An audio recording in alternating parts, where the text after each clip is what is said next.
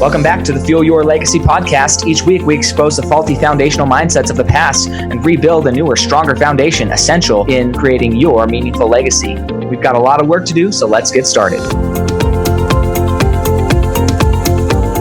As much as you like this podcast, I'm certain that you're going to love the book that I just released on Amazon, Fuel Your Legacy, The 9 Pillars to Build a Meaningful Legacy.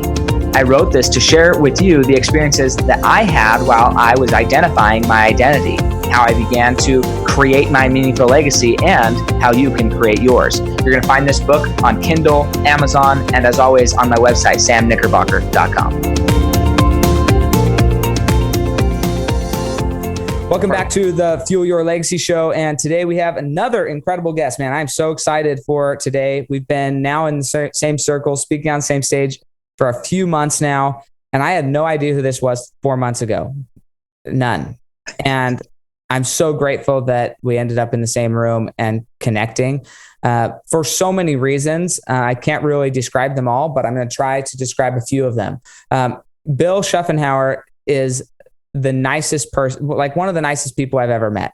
His heart is purely to serve. He did what he needed to do to get to a position where he can focus on serving rather than trying to benefit himself. He's great at benefiting himself, which is awesome. And also another reason why we're having him on here, because he mastered both things, how to benefit himself and how to be great and make everybody in the room feel absolutely loved, cared about, like they're the only person, and that he's there to absolutely 100% serve you. So that balance, it's not easy for a lot of people. I know that some people haven't experienced me that way yet. I hope that it comes, but I think that it's a valuable thing. So Bill, these are just a few things. I'm going to let him go into more detail because his story is absolutely incredible. But he went from nothing, which I'll let him describe what that is, to being an Olympic athlete in 2002, right?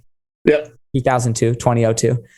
They've screwed us over forever. Right. 2002 in the Utah Winter Olympics. I was going to have at the beginning of this, I still might add it in there, but the Jamaican bobsled music, because he went from nothing to becoming a bobsledder and winning silver medalist, right? In the Olympics.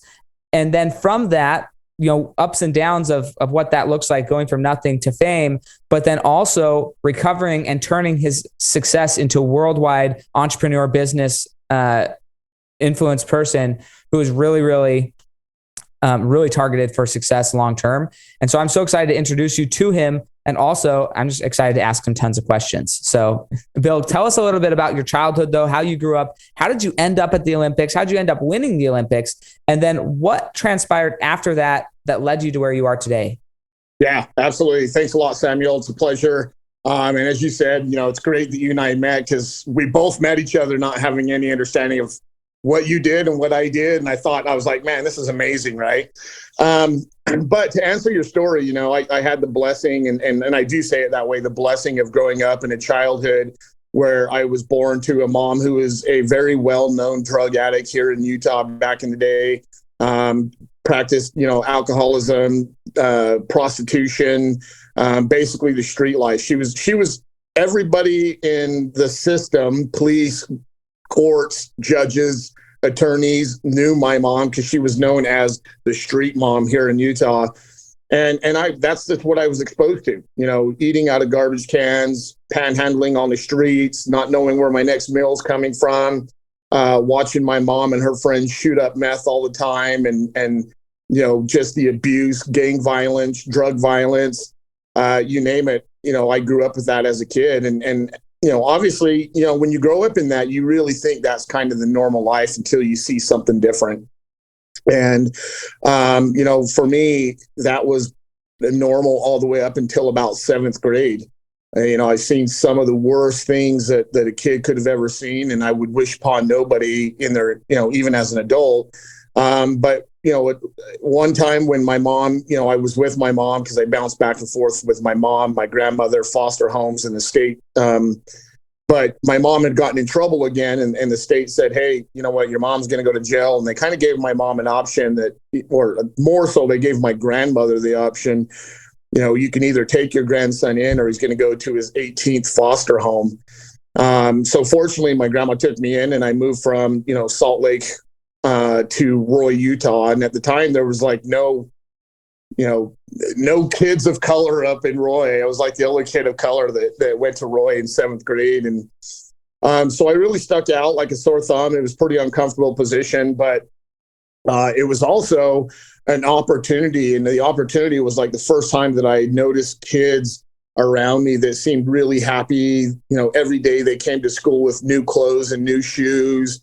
They didn't seem to like want for anything. And just the energy that I noticed in them was something that was really, really attractive to me. And so without really knowing what to do, I kind of took notice of this one kid that really stuck out like a sore thumb. I talk about him a lot in when I do, speaking events. He's documented in my international documentary called Against All Odds. But I just followed him around. And one day I followed him out. Didn't know where he was going or what he was doing, but I was creeping on him, if you will, and followed him out after school. And he was out with a whole bunch of other kids, and they were, jumping over stuff and handing, each other this little baton looking thing. And I was like, man, that looks really cool. And I'm thinking to myself, I wonder if I could do that. And I'm like, yeah, well, I've been really good at running from the cops and jumping fences. I could do this stuff right here. And, lo and behold, they were all out at track practice. And that was my first introduction to it. And, I thought, I want to change my stars. I was tired as a kid, just being bounced around so much that, as a 7th grader, I came to the realization that one day I was going to have to grow up. One day I was going to want to have a family of my own. And I didn't want to expose my family to the same architecture that my mom had built for us, which is just extremely chaotic. And so my first year, I went and tried out for the team, was doing really, really well. Lo and behold, they have that saying, you can take the kid out of the streets, but you can't take the street out of the kid. And I mouthed off to the coaches.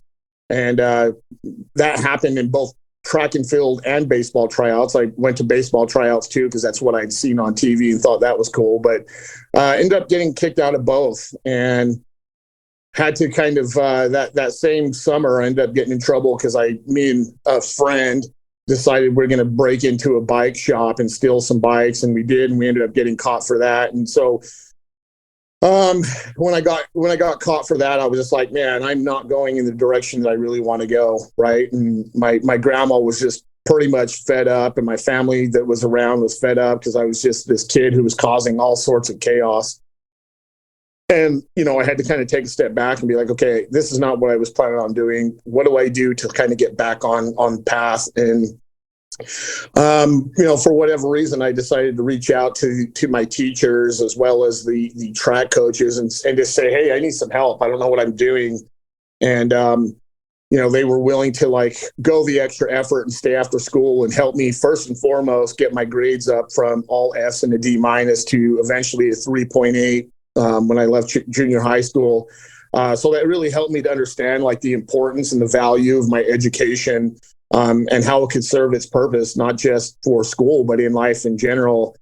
And, worked a little bit on my attitude. And so I needed a massive attitude adjustment back then. And lo and behold, when I tried out for the track team the next year, made the team and did really, really well. And just really attached myself to learning at the highest level what I could. And so I learned from my coaches and my teachers and other kids that were in a good position.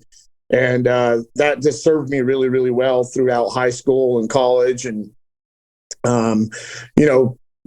my coaches in high school, when I got involved with high school sports, originally, I did football as well as track, but they said, hey, in junior high, we noticed you were doing all these events, long jump, high jump, shot put, discus, whatever. And there's this event called the decathlon, and we think you'd be really good at it. And of course, I didn't know what it was. And they said, basically you're, considered, you got to do all these events. It's 10 events. You're the first person to practice and the last one to leave. And I was like, oh my gosh, that seems like a lot. And, they said one thing that really sparks the change. And they said, your decathlete's considered one of the best athletes in the world. And I was sold. I don't care what it takes, but I wanted to change my stars and just pursued it. And, had a really great career. Throughout that time, I ended up had a mutual friend that was military. So the Hendersons, Bill and Barbara Henderson, that they adopted me. And that really is further solidified, like learning about like discipline from a military level, which has helped throughout my career, my life as well. And, I was the kid that, graduated high school. I had offers from every university in the country, some internationally, and decided to stay local and just focus on track and field. And, again, like the whole goal and the dream was to, yes, change my stars and not be another statistic that just some kid who grew up in the system continued to be in the system. And I utilized that negative energy of that my mom created for me to continue to try and excel in life. And throughout that time, I tried to go back and find my mom several times and get her to change. And it wasn't until, fast forwarding, all the way to, I'm going to jump back and forth there for a second, but when I did make the 2002 team and I decided to not like try and force my mom to make any change, but I just led by example, is when she finally, made her big change. But in between, college and that period of time, I trained for the 96 Olympics in decathlon, trained for the 2000 Sydney Olympics in the decathlon, was actually favored to make the 2000 Sydney Games, was ranked top 5 in the world. But ended up getting an injury 2 weeks before Olympic trials. I'd already qualified, qualified for Olympic trials, qualified for Olympics, made the Olympic standard. And then when I had that injury, basically really kind of threw me for a loop. That was kind of probably like my first real massive episode of feeling defeated, depression, so on, and that my Olympic dreams were just destroyed from an injury. But Sam, as well as I do, when you lead an aligned life, whether you're young or you're old, opportunities just continue to pop up. And that's what happened for me, that somebody said, hey, there's the Olympics in Salt Lake City. You should do the Olympics in Salt Lake. And I'm like, no, what are you talking about? You're talking about Sydney, not Salt Lake. And they're like, no, the Winter Olympics. And I'm like, okay, wait a minute. I don't ski. I don't play hockey. Damn sure not a men's pairs figure skater. So I don't know what you're talking about. But they're like, no, there's a sport called bobsled. That's track and field guys and football guys that are fast and powerful and athletic are really good in transitioning into it. And, they named awesome guys, Willie Galt, Edwin Moses, some big name players that this transition into bobsled. And they said, you know what, how cool would that be? The Olympics are only a year and 3 months away, which realistically nobody switches sports a year and 3 months before the Olympics and has the expectation of making the Olympic team, let alone going and winning a medal. But my team and I just got together and we said, you know what, why not me? Right? We really truly simplified it and said, why not me? Like, we're in great shape. The goal was to be an Olympian. Didn't matter if it was in track and field, badminton, whatever. It was to be an Olympian and represent the United States of America and change our stars. And then, one of my coaches says, how cool would that be if we could create a story that you grew up on the streets of Salt Lake City and then turned your life around to actually make the Olympics in Salt Lake City? And I was like, yeah, let's just go for it. We got nothing to lose. And, just put the same effort that we had pursuing the Sydney Olympics in 2000 into the 2002 Olympics. And, a year and three months later, ended up making the Olympic team and winning the first Olympic medal for Team USA in our own backyard in 46 years, right? And so the goal and the vision and the story that we wanted to create, because we put it out there to the universe, and stayed with the game plan and created a goal and executed at the highest level, we were actually able to write that story, right? And in fact, during the competition of the 2002 Olympics, we're getting ready to compete and it's on, television, and the sports commentators are talking about the teams and they're like, all right, now here's Team USA. And they're naming off my driver. Todd Hayes is an MMA fighter, comes from Del Rio, Texas, played football here, like all these amazing accolades, right? And they go through all my teammates and they get to me and they're like, Now, this guy, Bill Schuffenhauer, who just shows up here at the Olympics right off the streets of Salt Lake City, right? And I was like, did he just say right off the streets of Salt Lake City? And I remember, like, when I heard it, I was honestly pretty upset at first, because I did have a lot of things that I had accomplished at that point, right? But then when I reflected back on the why we even decided to pursue this, the why was really amplified by him saying Bill Schuffenhauer right off the streets of Salt Lake City, because that's exactly really what happened, right? I came out of nowhere to make the team, and then lo and behold, obviously, like I just mentioned, won the first Olympic medal for Team USA in 46 years. And my college track and field coach always used to tell me during practice, anytime you did something really well in practice, he would say, any fool could do it once.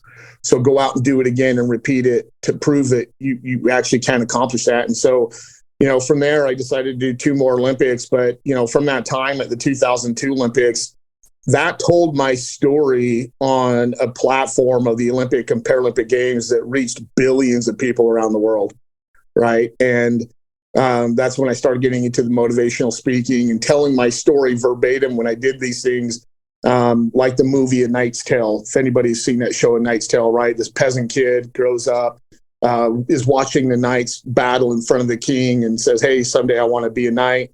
And just like always, right, there's always somebody in the peanut gallery that says, no, you can't do that for whatever reasons. And so I just looked at myself as that little peasant kid that I grew up homeless on the streets, and I was never supposed to amount to anything, but I wasn't going to allow anyone to defeat my goals and my dreams of trying to accomplish something so far outside of the box. It's mostly incomprehensible for most people. But we did it, and we did it the right way. And, really fast forwarding to like when I retired in 2010, which was another massive learning lesson. I had a really significant loss of identity because I was so used to traveling the world, competing, winning medals, national, World Cup, World Championship, Olympic medals, White House visits, some of the biggest celebrity golf tournaments and events all around the world. And when I retired in 2010, that all really came to a stop. And I failed because I didn't have a game plan for post-retirement. I was just like, I'm done. I'm going to take a break. And then whatever happens, happens. Because, a long time ago, somebody had always told me, if you make the Olympics, doors will open up for you and opportunities will be there. But I didn't really pay attention to what that meant. It's kind of like when they say, if you build it, they will come. There's truth to that, but you still have to grind and create more after that. And I was standing there, like when I retired, I was like, okay, where's all the opportunities? Where are they? Right. And nothing happened. And that led me down a really, really negative path from from 2010 until about 2018. And that's where I got introduced to one of my business partners now, Chad LaFavor of TMIC Global.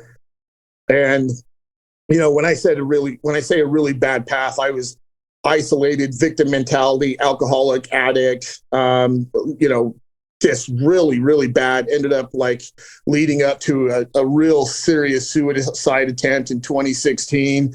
And my architecture, which I was 100% responsible for creating, was just an absolute hot mess. As dark as it could be, as lonely as it could be, as victim mentality as it could be. And when I met Chad, he said, hey, I'm doing this online program called TMIC Global, which stands for the most important conversation.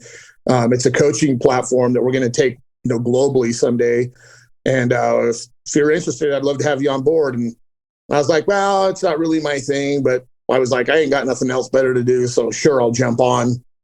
And the first conversation that we had was talking about, do you lead a life by default or do you lead a life by design? And as I sat and listened, I was just like, wow, like I lead a life 100% by default because nothing is going well in my life. My life is absolutely chaotic. I'm ready to check out again because I'm just so miserable. And as the conversation continued, Chad said, well, if you lead a life by default, it's not too late to take accountability for your architecture in which you created, declutter it, declutter all the things that aren't serving you. So basically all the things aren't going well, and then go back to the drawing board and recreate by design. And I had nothing else to hold on to. So I held on to that. I literally attached myself to that and basically took the mindset I had of pursuing the Olympic Games and put it into this next venture, basically to save my life. Not knowing if it was going to work, not knowing what was next, having no idea what was going to happen at all, but I had no other option. And as I followed the path of listening to this coach make recommendations on what I could do, I just took it to heart and I tried to put 110% into everything that he was talking about. And, obviously I'm going to jump forward here so we can jump into some of the questions. I decluttered 100% of my entire life. Friends, family members that didn't serve me, sold everything in my house. I moved away from where I was, surrounded myself to more influential people, and just started the process of rebuilding my life by design. And, from 2018 until now, 2023, wherever we are, 24, 23, I went from a guy who was absolutely, completely miserable, depressed, suicidal, alcoholic, addiction, victim mentality, couldn't afford to do anything, didn't have the right friends around me. I was in trouble significantly with the law, to now where I have none of that. I've got no issues with the law. I just got married to the most amazing human being. I'm a managing partner in 7 companies that have a global reach. Conversations where we're talking about hundreds of millions, if not tens of billions of dollars of investment. I'm happier than I could ever have imagined. I've got amazing people like you, Sam, and the new gen family to rely on or whatever. But, again, back in the day when things were bad, I couldn't ever have imagined like my life going well. I mean, back then I recall very clearly begging God or the universe or whoever, I just need one day of relief, please, just one day of relief. And now I wake up every day going, oh my gosh, just another amazing day. My freaking day is amazing. Like, this is amazing. Something happens amazing. And, it is because of me really taking 100% accountability for my own life and not relying on anyone else to fix anything for me. Now, doesn't mean that I didn't have some really great mentors along the way, but I also had to allow them into my world to play that role. And, and now I just, one of the things that I figured out during that reconstruction or rebranding of myself was creating my pillars of focus in life. And as I reflected on my life, I realized that there had been so many people, coaches, family, friends that had played a role in helping me to level up in certain situations in my life, that I realized that I need to have service as my number one pillar for focus. And, you mentioned that, I do great in that space, and I also do really well for myself. But the reason I do really well for myself is because I give service to others. And the more service I give and provide to others, those opportunities that take care of me and my family just show up organically. So yeah, I'm a huge fan of being of service to others. And there's a right way to do it and a wrong way to do it as well. But I just take a look at everything that I have an opportunity to create in life is a huge learning lesson and an opportunity to be a role model and serve others and gain knowledge and just really enjoy this life that we're meant to enjoy and the human beings around us. Yeah, man, thank you so much for all of that. We are not going to have enough time to get through all these questions, but I'm going to try and pick the most important ones for us. I want to just call back to some of the things that you said very in the beginning. And that was you had this life of normal with your mom, and that's what you thought normal was. And then you went and were exposed to something else and found out that that wasn't actually normal and there was something else. Well, I think there's a lot of people who are left stuck in the land of normal, and normalization happens at every layer of society. It doesn't just happen on the streets. There's people who are living their normal job, making $40,000 a year, $50,000 a year, $100,000 a year, $2 million a year, $10 million a year, $1 billion a year, and they're stuck at their normal. Mm-hmm. And they don't actually know or comprehend what the other levels of normal look like. And all of the normals are all existing at the same time. What is normal is what you're most familiar with and what you surround yourself with. And so the things that I wrote as far as questions that I think are worth asking yourself, okay, just journal about it. What is normal to me? What would a normal person be watching on TV? What would a normal person, how would they spend their day? How much time would they spend with their wife? How much time would they spend with their kids? What would they eat? Like, what would normal look like? And then ask yourself, am I okay with that? Or do I want to be a different normal? And then you go find a different group and say, well, what's normal in this group? Okay. Some people, it's normal to be just jacked, and normal is working out 4 hours a day in the gym. And that's the normal thing. That's not what I do right now, but that's just a normal thing for some people. They do that because that's right. Important to them. So finding out, what is your normal? And then I'm curious, and you've had lots of different experiences, but what's a way that somebody who maybe they don't want to radically change, like you said, you sold everything, sold your house, moved to, that's the type of person I am too. Like, I'm like, let's go to a whole nother state and let's radically shock our system, like jumping in cold water, even though I hate cold water and don't do that very often. But it's the same thing emotionally. Like, how do you systematically expose yourself to other normals so that you can level up? Yeah, obviously you kind of nailed part of what we're talking about on the head. Like, I don't ever recommend anyone do it to the extreme that I did. You have to be in a pretty bad position with not a whole lot of hope. And you were not married. You didn't have kids. I mean, like, there was a lot of things that allowed for you to do what you did, that somebody who's married, been married for 10 years, got 4 or 5 kids, they don't have the same latitude to shake up their life without affecting other people, which is kind of what you were running from and away from your own mom, with a chaotic lack of structure. So there's a fine line here. I'm just curious how to do it systematically. Yeah. Well, kind of what I do, like with some of my clients, is I actually have them write out what I call my top 20 list. And on that one list, I have them write out like the top 20 things that are going really, really, really well in their life. And then in the other top 20, it's all the things that are not going well in their life. It's not serving them. It's chaotic for them, brings them stress, brings them anxiety, whatever it is. And sometimes it can be more than 20, but it's just about taking a look at those things and saying, okay, how can we start decluttering these from our architecture, right? And if it's something that they're doing with their job or something, like, okay, if you're not doing what you enjoy and you love doing as far as work, what would you really like to enjoy, right? Like, let's just start having that conversation about, what is something you'd want to do, right? Because as well as I do, sometimes people get to their 30s, 40s, or 50s and be like, oh, it's too late for me. It's never too late. You can do anything you want at any point in time in your life. I mean, I didn't make my transition until I was 46 years old, and I thought the same thing, like, life is over. And so I just started like really trying to like have these conversations with myself. Like, what would I really, really enjoy doing on a daily basis, day in and day out? What does it look like? Do I know people in that industry? And if I do, like, start asking them, hey, Sam, I know that you do this. Like, tell me more about your career and why you do it and how you love to do it and what you don't like about it, right?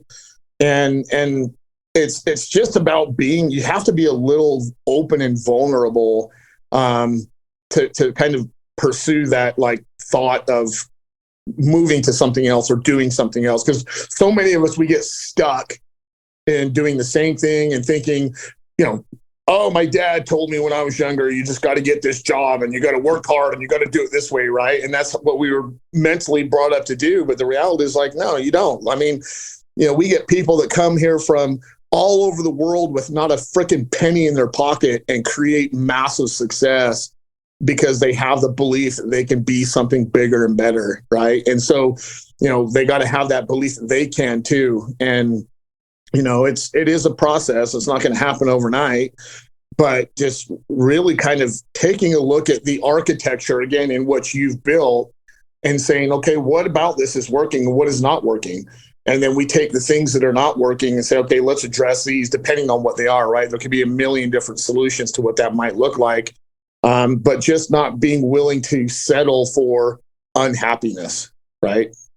Yeah, absolutely. And I think that, as you said, that comes with being intentional with the questions, being intentional with the outcomes, and then acting on them, because action is sometimes one of the scariest things. Even if you know you want to do it, taking the action and surrounding yourself with people who believe in you and ignoring all the crap that says you can't do it. You can't allow the negative into your mind if you actually want to win. I don't even like to say that, negative or win. Yeah. Your goals are going to be accomplished when you determine that they're going to be accomplished. And until you determine that they're going to be accomplished, it's unlikely that you're going to achieve the level of success that you want. And that could be any level of success. You have to determine that that is the end all be all. And he proved it in your bobsledding. But I think that I want to pull out two things, and I'm going to gloss over some of this, but his environment as a child that he raised with has different communication styles, different rules of engagement, different everything. And so when he gets put into a system, public school system, where he's now has the opportunity to join a new normal, join a track team, join a hierarchy of authority, join all of that. And in certain areas, I imagine in somewhat in the street life, yes, you have authority and we all know who's in charge, but also there's always people trying to challenge authority. And that's like allowed, and not just allowed, but it's encouraged in a lot of ways to see who's coming up. Well, in other systems, challenging authority is not okay. And it will get you, because the person who actually has authority in that scenario says, no, I'm not being challenged, and they'll kick you out. And so that happened to him at a young age. So even though he had this desire, hey, I want to be different, I want to grow, if you don't know the language of success, no matter how much you want it, it's not coming. And this, I actually interviewed a linguistic anthropologist. So she studied. Wow. I know, it's like a what? So she studied the anthropology of language patterns. And what they found was people who are in poverty, doesn't matter your color, your race, whatever, but these sections of our country and really the world, they don't have the language of success. They don't know how to communicate in the language of success. They don't know how to ask about how much is a loan or interest or how to buy a house. They don't even know that you buy houses, that you steal houses. That's how you get a house. You go in with a gun and you steal it. Like, what are you talking about buying? I don't have to pay for crap, right? They don't, it's not that they're bad people. Their frame of what they understand is different. They don't have the words. So you go and say, well, this is what's happening. Do you understand that? And they're like, sure, because right now I'm in handcuffs and you're not. So I guess I understand it. They don't know what's being told to them. And then you'll see this all the time. People went to prison, went to jail for the wrong reasons, admitting to stuff they didn't know. They actually spend time learning, getting educated. And they're like, wait a second, I was not given to. They'll go fight their own case. They don't hire a lawyer. They go fight their own case and they win and they get restitution because. And it's not, again, I'm not saying it's the police officer's fault or the system's fault, because unfortunately, a lot of the people at that level of normal don't know what the words mean either. They're parroting what they were taught, just like the person who's being incarcerated. So it's just kind of an interesting thing that yours is a stark example, but it happens at every level of our lives. And to take a step back and recognize the patterns, I think is really important. What happened then when you got into the ability to brand your story? I'm curious because I only know your story. I don't know the 4 other guys on the bobsled team. I don't know their stories. I don't know how much. I understand that every person gets a little bit of the spotlight because they're Olympic athletes and it's their due. Do you feel like your story has gotten more traction because of what it is than those 3 stories, the other stories? And if so, is it ever, or was it ever a conversation between the 3-4 of you guys? Was there ever any feeling like, man, that sucks. He's getting the limelight. He's getting the interview. He's getting all this stuff, because we're still human. And especially at that level of competition, you're not just human, you're a freaking competitor, and you think that way. And it's not that it's bad. It just is. So I'm just curious, how'd you work through that? Yeah, when it comes to the bobsled and that kind of a team sport, typically the driver is the one who gets all the praise because he's a driver. He's the one who's in the forefront of everyone. And so when you have a story that could resonate, locally, globally, or whatever, it's kind of up to you to kind of continue to pursue that. And everyone on the team wants everyone to succeed at the highest level. We never had anybody like, oh, can't believe you're getting more attention than I am. We train together, we win together, we fail together, right? It's a family, and it's one of the families that I miss. That's one thing I miss is the camaraderie of sports, is that everyone always had your back, right? And I remember the only thing we ever talked about is my driver was white. Two of the guys on my team were black. I didn't know what the hell I was at the time. But, there was a big talk of like the two first African Americans to win a medal in the Winter Olympics. And that went to my two teammates. Lo and behold, several years later, through 23andMe, I find out that my real dad's black.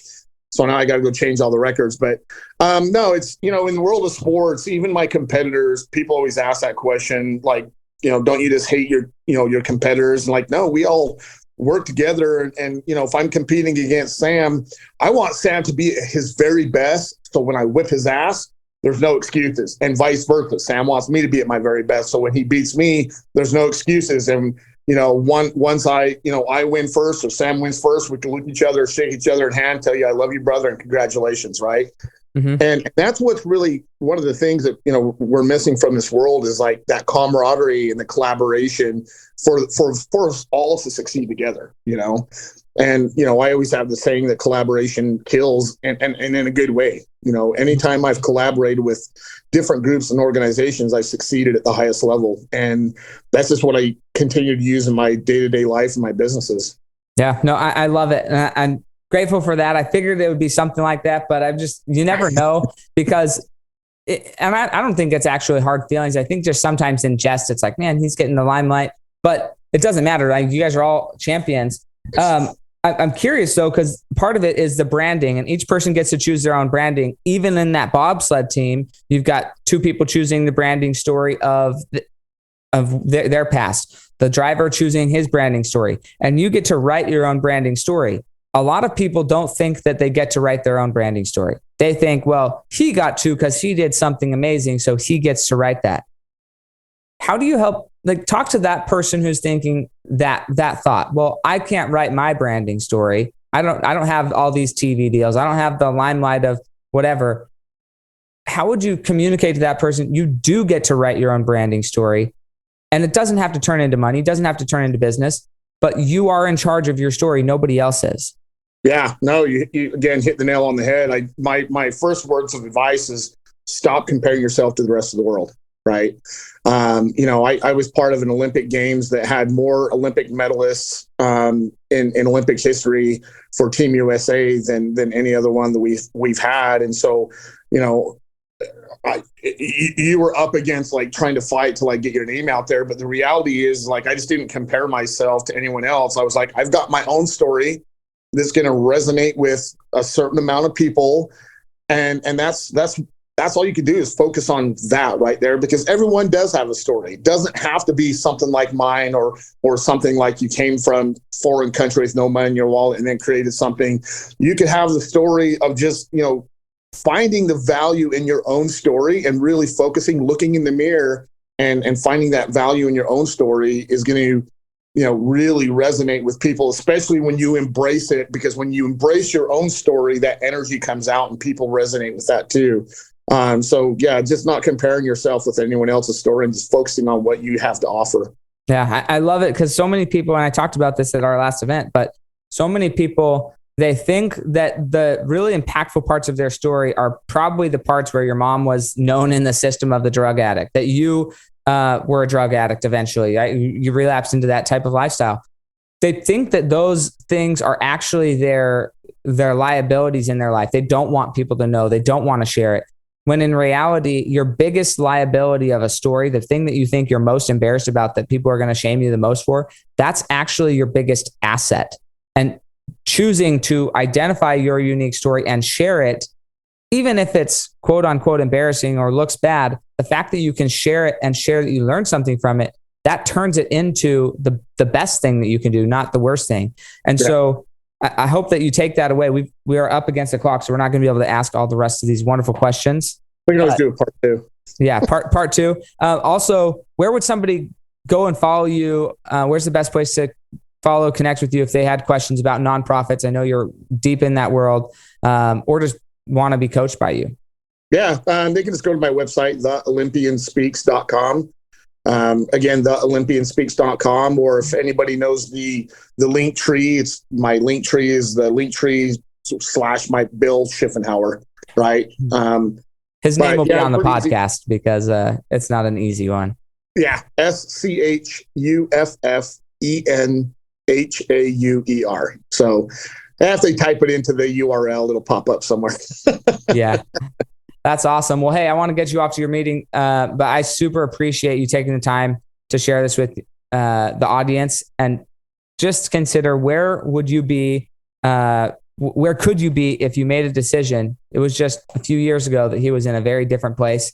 He's completely changed his family's stars, his wife, future, whatever that looks like, whether he has kids, all because he made a choice.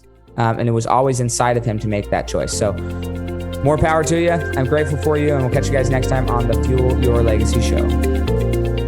Thanks for joining us. If what you heard today resonates with you, please like, comment, and share on social media. Tag me, and if you do give me a shout out, I'll give you a shout out on the next episode. Thanks to all of those who've left a review. It helps spread the message of what it takes to build a legacy that lasts. And we'll catch you next time on Fuel Your Legacy.